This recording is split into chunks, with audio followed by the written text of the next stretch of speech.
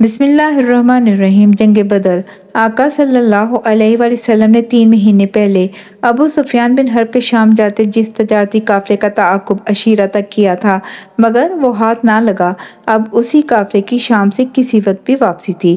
مدینے کے شمال سے آتے راستے تو کئی تھے مگر اس قافلے کی ہر راہ مدینہ سے 150 کلومیٹر مکہ جانب بدر سے ہو کر گزرتی تھی۔ بدر ایک 4.5 اور 5.5 کلومیٹر کا بیضوی ریتلا میدان تھا جس کی ریت دونوں کناروں پہ جمع ہو کے ٹیلے بناتی تھی۔ سورۃ انفال قرآن میں اللہ نے جنگ کے خد و خال اور لڑائی کے طریقے بتاتے ہوئے انہی ٹیلوں کو قریبی اور دور کے ٹیلے کہا۔ بدر کے اسی ریگزار میدان کے دونوں طرف اونچے پہاڑ ہیں۔ ان پہاڑوں کے بیچ صحرائی میدان کے ساتھ ایک بڑا اونچا بنجر خشک چٹانی پہاڑ ہے جو جبل اسفل کہلاتا ہے۔ اس پہاڑ پہ چڑھو تو جنوب مغرب میں 10 میل دور پھیلا ہوا سمندر بحر کلزم کا نیلا پانی صاف نظر آتا ہے۔ بدر کے ریت میدان میں کئی کنویں اور باغات بھی تھے، وہیں تجارتی قافلے پڑاؤ ڈالتے۔ اس زمانے میں وہاں یکم ذی القعدہ سے 8 ذی القعدہ تک 8 روز کا ایک میلہ لگتا تھا۔ بنو زمرہ وہیں قریب ہی آباد تھا۔ آقا صلی اللہ علیہ وآلہ وسلم نے شام، بدر اور مکہ کی طرف پہلے سے جاسوس بھیجے ہوئے تھے۔ شام کی طرف بھیجے گئے سیدنا طلحہ بن عبید اللہ اور سیدنا سعید بن زید تھے اور بدر جانب بھجوائے ہوئے سیدنا بسبس بن عمرو جہنی تھے۔ مکہ سے عدی بن ابی زکبہ کو بھیجا تھا۔ یہ 12 مارچ 623 بمطابق رمضان 2 ہجری بروز اتوار کی بات ہے کہ دوپہر وقت تیزی سے بدر بھیجے گئے جاسوس بسبس بھاگے ہوئے مسجد نبوی میں آئے۔ آقا صلی اللہ علیہ وآلہ وسلم سے تنہائی میں کوئی مختصر سی بات کی جسے سنتے ہی آقا صلی اللہ علیہ وآلہ وسلم نے فرمایا جن کی سواریاں یہاں موجود ہیں وہ ہمارے ساتھ چلیں۔ لگتا تھا بہت جلدی ہے، چراگاہ سے اونٹ لانے کا وقت نہیں لگتا تھا جو مدینے سے باہر 8 میل میں پھیلی تھی۔ لوگوں کو اکٹھا کرنے میں بھی وقت لگ سکتا تھا۔ مدینے سے اچانک روانگی کچھ لوگوں کو سمجھ نہ آئی۔ قرآن نے تصدیق بھی کی جیسے تیرے رب نے تجھے باہر نکالا صحیح وجہ سے، حالانکہ اہل ایمان کا ایک گروہ اس سے ناخوش تھا۔ صحابہ کرام کو معلوم بھی نہیں تھا منزل کدھر ہے۔ سفر کی تیاری اور زیادہ راہ بھی معقول نہ تھا۔ معمول تھا کہ ہر سفر پہ مدینے سے باہر نکلتے سمے کسی جگہ رک کے جگہ کا جائزہ لیا جاتا، رفقا شمار ہوتے، سواریاں گنی جاتیں۔ یوں 1 میل شہر سے باہر آ کر بئر ابی عتبہ نامی کنویں پہ رکے، اونٹوں کو پانی پلایا، لوگوں نے پیا، روزے توڑ دیے گئے کہ سفر پہ چل پڑے تھے۔ پکھالوں میں پانی بھرا، سیدنا قیس بن سمحہ کو کنویں پہ کھڑا کر دیا کہ سواریوں اور رفقائے سفر کو گنے۔ شمار ہوا، پتہ چلا 313 لوگ ہیں، 74 مہاجر، 229 انصاری۔ پورے 313 کے گروہ کے پاس صرف 70 اونٹ اور 2 گھوڑے، ایک گھوڑا سیدنا مقداد اور دوسرا زبیر بن عوام کے پاس، 7 کم عمر بچے بھی چلے آئے تھے۔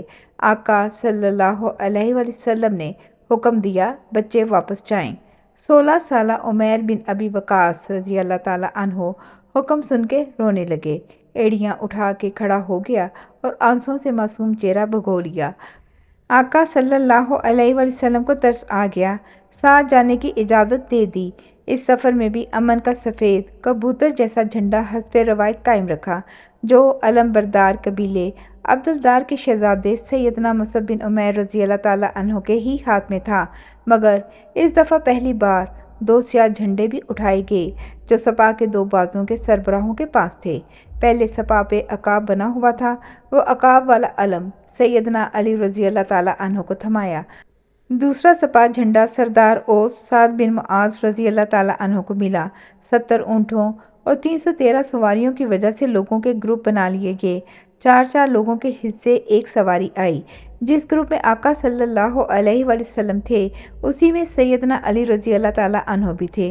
باقی 2 سیدنا علی سے اصرار کریں کہ رسول اللہ صلی اللہ علیہ وآلہ وسلم آپ نہ اتریں، ہم پیدل چل لیں گے۔ 54 سالہ عمر کے آقا عدل مجسم تھے، فرمایا نہ تم لوگوں میں مجھ سے زیادہ چلنے کی طاقت ہے اور نہ میں تم سے زیادہ اللہ کے اجر سے بے نیاز ہوں۔ سفر جاری رہا، تیز قدم بقدم۔ وادی روکان سے گزر کے جب صفرا کے قریب پہنچے تو بنو ساعدہ کے حلیف اپنے جاسوس बसबस बिन जहनी और बनु नजार के हलीफ अदी बिन अबी ज़ुक़बा जहनी को बदर की तरफ लपके अबू सुफियान बिन हर्ब के काफिले की ताज़ा खबर लाने को भेजा। सफरा के दाईं जानब से गुजर के ज़फ़रान के करीब पड़ाव डाला तो एक नई खबर मिल गई। खबर ऐसी कि जिसे ना तो आका सल्लल्लाहु अलैहि वसल्लम के साथी शुरू में सच समझे, ना वो ज़हनी तौर पर इसे निबरत आज़मा होने को सोच के निकले थे, मगर आका सल्लल्लाहु अलैहि वसल्लम की पैरवी में वो किसी भी तूफ़ान से टकराने को तैयार थे। खबर ये थी कि अबू सुफियान के तजारती काफिले में पूरे मक्का के हर घर पे लाजम कर दिया था कि मक्का का हर फर्द, हर औरत इस काफिले के लिए पैसे लगाए। इतना पैसा मुनाफे में जमा किया जाए कि उसे घोड़े, ऊंट, तलवारें, जर्रापोश, ढालें, भालें और गुलाम खरीद के मदीना पे जलगार की जाए और मुसलमानों को नीस्तो नाबूद कर दिया जाए। अबू सुफियान ने तारीख के सफ़ों में बाद में खुद माना कि मैंने कहा था, कुरैश का हर फर्द, मर्द और औरत एक नश या नश के करीब जो भी उसके पास हो हमें काफिले के लिए दे। नश निस्फ ओकिया सोना या 20 दिरहम का होता था। इस मालियत में 4.25 तोले चांदी आती। यूं मजमूई तौर पे इस काफिले में 50,000 दिनार की सरमायाकारी हुई थी। इस मालियत में उस ज़माने में 18,750 तोले खाली सोना मिलता था और वो मक्का की तारीख का सबसे सुनहरा और महंगा काफिला था।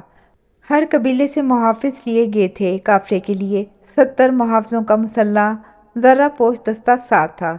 अब इतना बड़ा सरमाया 1000 ऊँटों पर लाद के अबू सुफियान ने भी जासूस छोड़े हुए थे।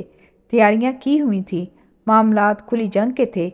जंग में कौन किसी को अपने पानियों, अपने सहराओं या अपने करब जुवार से गुजरने देता है, खास तौर पे ऐसे कीमती लॉजिस्टिक खजाने को जिसका मकसद अपने दुश्मन को तबाह करना हो।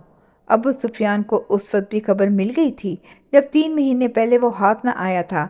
उसने वापसी पे दोहरा तेरा इंतज़ाम किया, रास्तों में जासूस मुकर्रर किए, मदीने में मुनाफिकीन और यहूद से आका सल्लल्लाहु अलैहि वसल्लम की रवानगी की खबरों पे कान लगाए।